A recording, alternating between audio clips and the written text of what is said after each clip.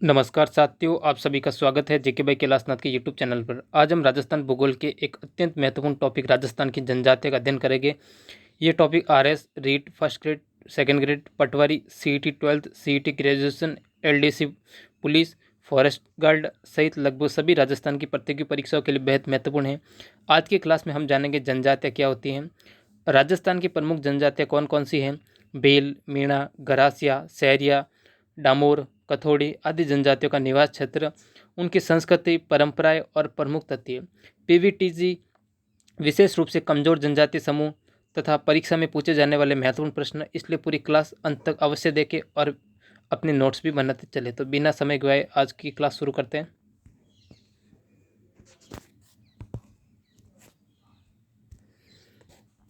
तो आज जो अपना टॉपिक है राजस्थान की जनजातियाँ, संपूर्ण अध्ययन एवं महत्वपूर्ण तथ्यों के साथ पढ़ेंगे, जो प्रतियोगी परीक्षाओं के लिए अत्यंत महत्वपूर्ण पुस्तिका है।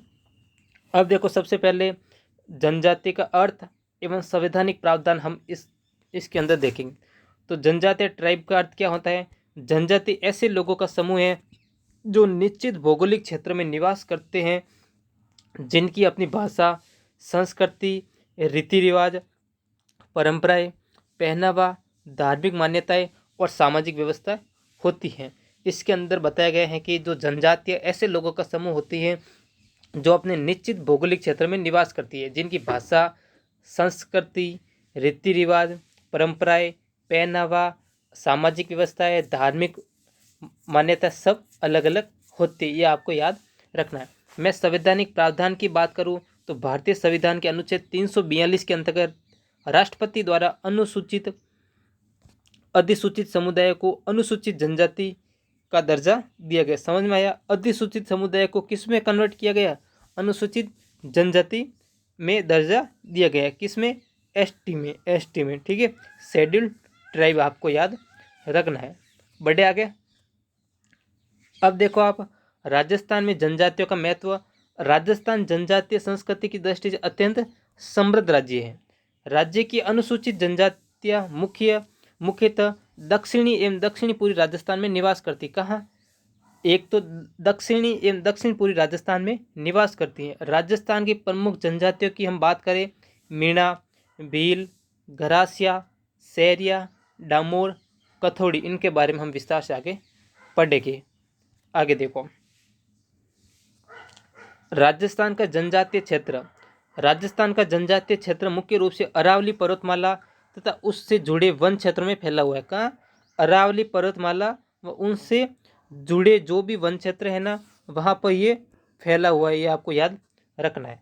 हम प्रमुख जनजातीय जिले की बात करें, उदयपुर, डूंगरपुर, बांसवाड़ा, प्रतापगढ़, सलूम्बर, सिरोही, पाली, बारा, करौली, दौसा, सवाई माधोपुर, टोंक, अलवर, ये प्रमुख जनजाति वाले जिले हैं।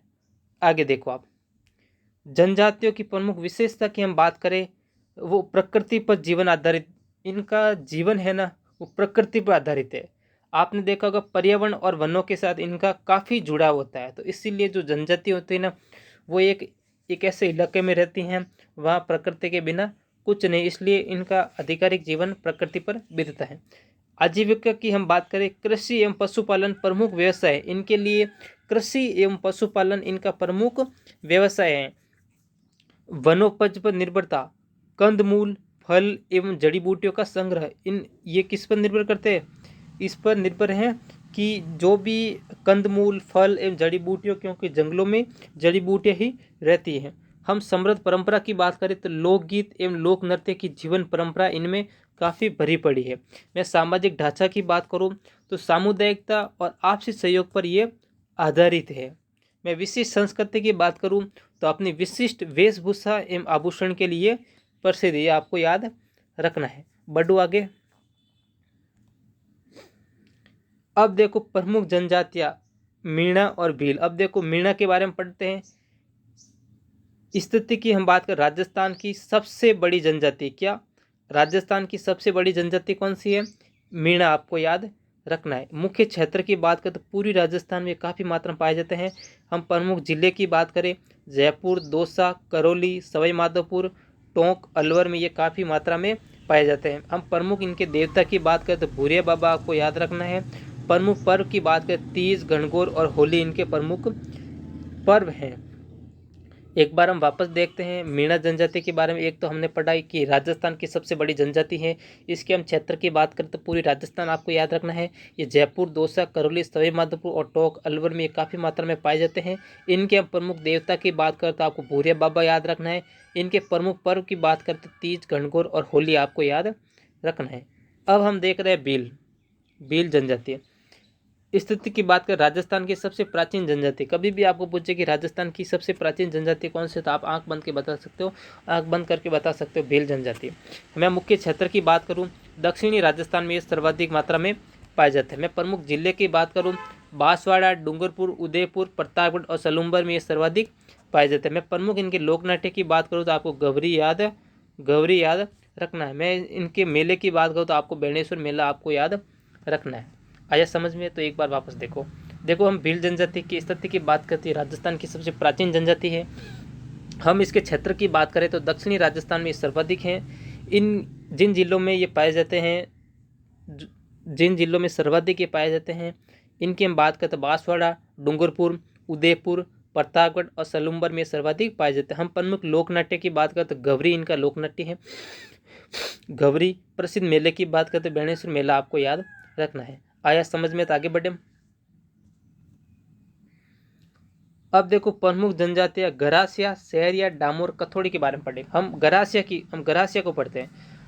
गरासिया सर्वाधिक पाए जाते हैं। सिरोही, पाली और उदयपुर में सर्वाधिक पाए जाते हैं। इनके नृत्य की बात करें तो वालर नृत्य, कभी भी आपको पूछे कि वालर नृत्य किससे संबंधित है तो आप बताना कि गरासिया से। इनके व्यवसाय की बात करें कृषि एवं पशुपालन पर ये निर्भर रहते हैं। हम सहरिया की बात करें तो इनके प्रमुख जिला की बात करें बारा, शाहबाद एवं किशनगढ़ में सर्वाधिक पाए जाते हैं। ठीक है, बारा एवं शाहबाद और किशनगढ़ में। विशेषता की बात करूँ, राजस्थान का एकमात्र पीवीटीजी विशेष रूप से कमजोर जनजातीय समूह है। आजीविका की बात करें वनोपज एवं वनोपज निर्भर है और इनकी मजदूरी, इनकी आजीविका है, ये आपको याद रखना। हम डामोर की बात करें तो इनके प्रमुख जिले की बात करें डूंगरपुर एवं बांसवाड़े में सर्वाधिक पाए जाते हैं। मैं इनके भाषा की बात करूँ तो डामोर की भाषा कौन सी है, आपको वागड़ी याद रखना है। क्या याद रखोगे? वागड़ी आपको याद रखना है। मैं कथोड़ी की बात करूं तो इनके प्रमुख जिले की बात करूं तो उदयपुर में कथोड़ी जनजाति सर्वाधिक पाई जाती है। मैं इसकी विशेषता की बात करूं, खेर की लकड़ी से कत्था बनाने के लिए प्रसिद्ध है। खेर की लकड़ी से कत्था बनाने के लिए कौन सी जनजाति प्रसिद्ध है? कथोड़ी याद रखोगे आप। क्या याद रखोगे? कथोड़ी जनजाति आपको याद रखनी है। आया समझ में? तो हमने इसके अंदर गरासिया पढ़ा, डामोर पढ़ा, सहरिया पढ़ा और कथोड़ी पढ़ा। जो आगे की स्लाइड थी इसमें अंदर में मीणा पढ़ा और भील पढ़ा, ये आपको याद रखना है। आगे देखो आप। अब देखो इनसे इस टॉपिक से संबंधित परीक्षा में बार बार जो पूछा जाता है ना, वो कौन से क्वेश्चन से, देखो परीक्षा में बार बार पूछे जाने वाले प्रश्न। सबसे बड़ी जनजाति पूछे तो मीणा बताना है। सबसे प्राचीन जनजाति पूछे तो भील बताना है। पीवीटीजी समूह बताए सहरिया बताना है। आदिवासी कुंभ पूछे तो कुंभ बेणेश्वर मेला बताना है। गवरी लोक नाट्य पूछे तो भील जनजाति बताना है। वालन नृत्य किससे संबंधित पूछे तो गरासिया जनजाति याद रखना है। सर्वाधिक जनजातीय जनसंख्या वाला जिला पूछे तो बांसवाड़ा बता देना। भीलों का समूह मेला पूछे तो बेणेश्वर मेला बताना है। सहरिया का प्रमुख क्षेत्र पूछे तो बारा बताना है। कथोड़ी का कार्य पूछे तो कत्था बनाना बताना है। डामोर की भाषा पूछे तो आपको वागड़ी याद रखना। ये परीक्षा में काफी बार पूछा जाता है। आगे देखो। अब देखो राजस्थान की सबसे बड़ी जनजाति पूछे तो मीणा बताना है। सबसे प्राचीन जनजाति पूछे तो भील बताना है। पीवीटीजी जनजाति पूछे तो सहरिया बताना है। भील मुख्यतः दक्षिणी राजस्थान में रहते हैं। मीणा मुख्यतः पूर्वी राजस्थान में रहते हैं। गरासिया सिरोही, पाली और उदयपुर में पाई जाती है, आपको याद रखना है। डामोर जनजाति डूंगरपुर और बांसवाड़ा में रहती है। कथोड़ी उदयपुर में निवास करती है। आगे देखो। गवरी भीलों का लोक नृत्य है। वालर गरासिया जनजाति का नृत्य है। भील तीर कमान चलन में प्रसिद्ध है। सहरिया वनोपज पर निर्भर करते हैं और मीणा कृषि एवं पशुपालन से जुड़े हैं और डामोर वागड़ी भाषा बोलते हैं। कथोड़ी खेर की लकड़ी से कत्था बनाते हैं। जनजातियों की मान्यता अनुच्छेद 342 के अंतर्गत है, ये आपको याद रखना है। आर्टिकल 342। आगे देखो। यहीं तक था ना। तो अपना टॉपिक आज पूरा जनजातीय वाला कंप्लीट हो गया है। तो साथियों, आज हमने राजस्थान की जनजातीय टॉपिक को विस्तार से समझा। यदि ये क्लास आपके लिए उपयोगी रही हो तो क्लास को लाइक करें, अपने दोस्तों के साथ शेयर करें और जीके भाई कैलाश नाथ के यूट्यूब चैनल को सब्सक्राइब करके बेल आइकन जरूर दबाएं, ताकि आने वाली सभी